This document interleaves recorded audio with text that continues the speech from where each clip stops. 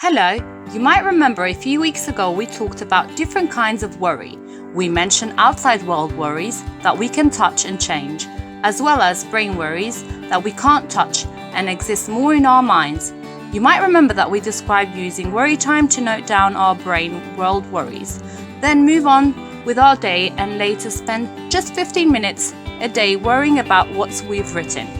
But when it comes to our outside worries, we can use a different approach to solve our problem.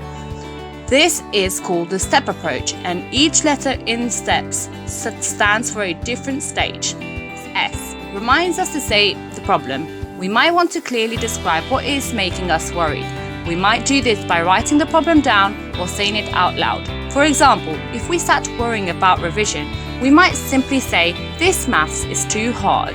Next, we use the T to think about solutions. We want to consider lots and lots of solutions. It doesn't matter how good they are, how bad they are, how silly they might seem, or how clever they are. We just want lots of options. We might try to make maths work easier by planning quiet time to make a start on half of the work, or use study guides and notes. We could consider weirder ideas too, like never doing homework or getting a pet to eat it. Once we've got some solutions, we turn to E, to explore solutions. For each solution, we consider what is good or bad about that option. For example, using these study guides or notes might help. We could get new ideas. We know the book will probably be right, and reading the book might help us remember things, but there could be some downsides too. Maybe our writing is messy, or the book doesn't make sense to us. Looking at both sides, though, shows how useful the solution is.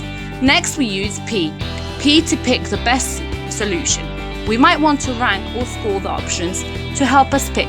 Maybe planning some quiet time for half of the work will help solve our maths problem. Finally, once we've used the solution, we use S to see if it works. If it has, then great. We can put our feet up and stop worrying. If it hasn't, we can start the process again.